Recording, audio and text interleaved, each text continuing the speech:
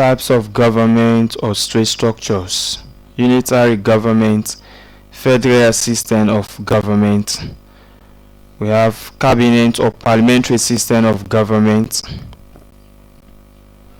presidential system of government, confederal system of government. So let's look at unitary system of government. A unitary system of government may be defined as one in which all governmental powers are concentrated in the hands of a single authority or central government. This single authority does not share governmental powers with any other body, but can delegate powers to other subordinate bodies. The central government is the only source from which powers emanate. A unitary government adopts a unitary constitution which is guided by the principle of unitarism.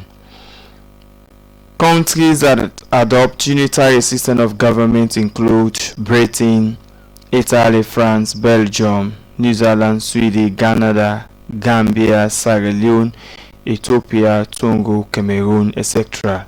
These are countries that adopt what we call a unitary system of government, wherein the governmental powers are concentrated in the hands of a single authority, which is the central government.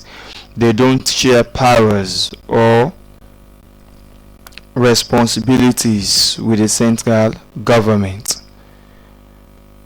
So let's look at the features or attributes or characteristics of a unitary government. All governmental powers are concentrated in the hands of a single central government.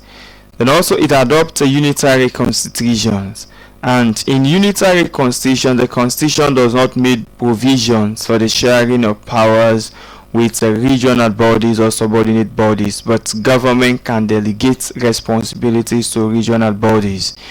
The various areas or regions into which the nation is divided for administrative purposes are created by the central government, not by the provision of the constitution.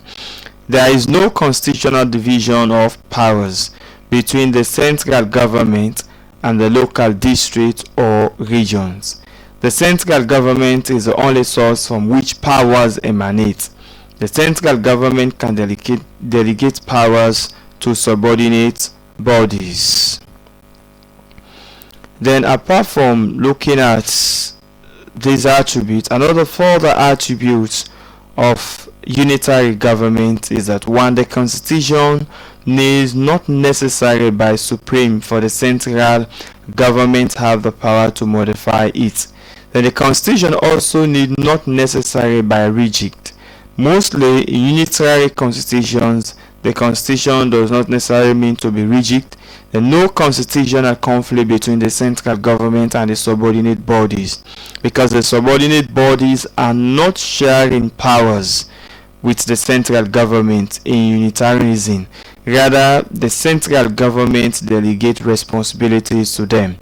Then there need not be any local legislative assemblies. There is also no need to have any financial authority that resolve conflict between the central government and local districts or regions. Then, of course, parliamentary supremacy is a prominent feature. Upper chambers of the legislature, if they exist, tend to be relatively weak. There is no judicial review. The citizens own allegiance to only one government, the central government, unlike in the case of regional government. So if you're new to this channel and if not yet subscribed, please click on the subscribe button so that whenever we upload further tutorials, you get directly link to them. So therefore subscribe. We also want to see your comments and also click on the like below the buttons below. Thank you. So have a look at the features or attributes of a unitary system of government. Another forms of government is also a federal system of government. So the federal system of government may be defined as the one in which governmental powers that exist in the country are shared between a central government that represents the whole country and government of component regions or states, so that each government is legally and constitutionally independent and autonomous.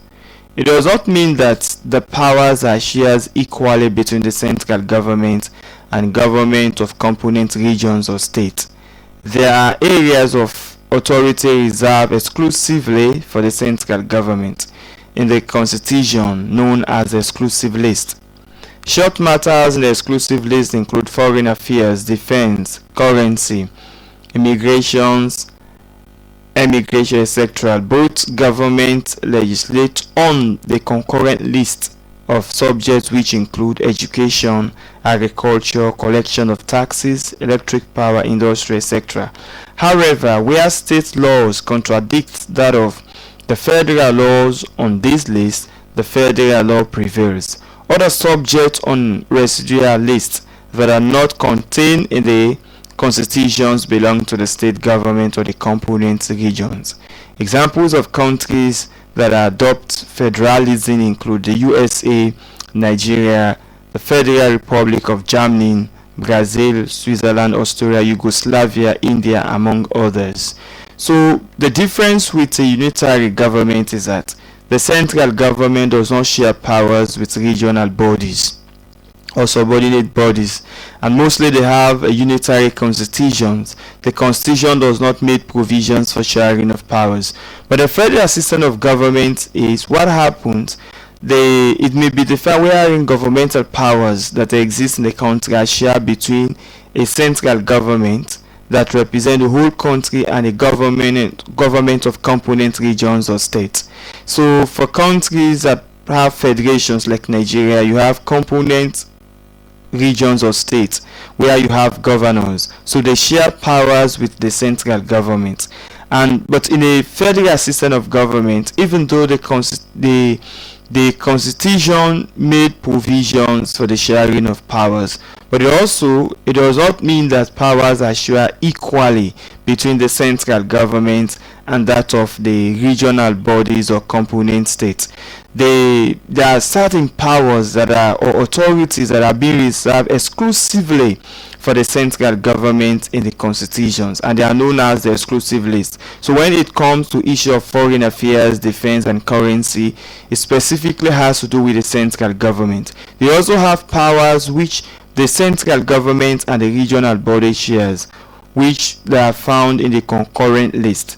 And this has to do with issues of education, agriculture, collection of taxes, and electricity, power, and industries. Some of these functions are shared between the central government and the regional component body.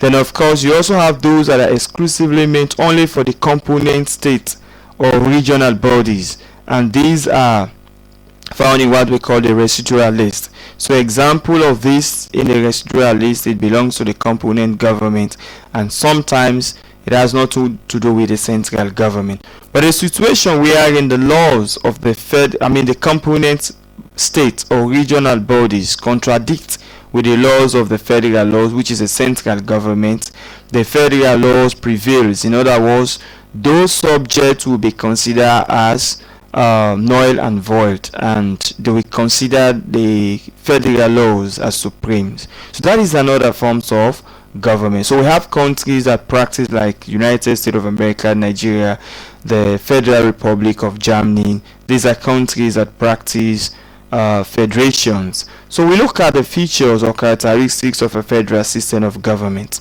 One, divisions of governmental powers between the central and component government of the regions. So what is one common characteristics? In a federal system of government, there is a division of governmental powers between the central and the component government. Then of course different governments derive their powers from the constitutions. All of these component or regional bodies, they derive their powers from the constitution. They also have, the constitution is very rigid in federations. There is supremacy of the constitutions. As we said earlier, even though there are certain authorities that are meant for the component or regional bodies in what we call the residual list, most of the cases the decision of the federal laws remains supreme, that the constitution remains supreme in the federal system of governance.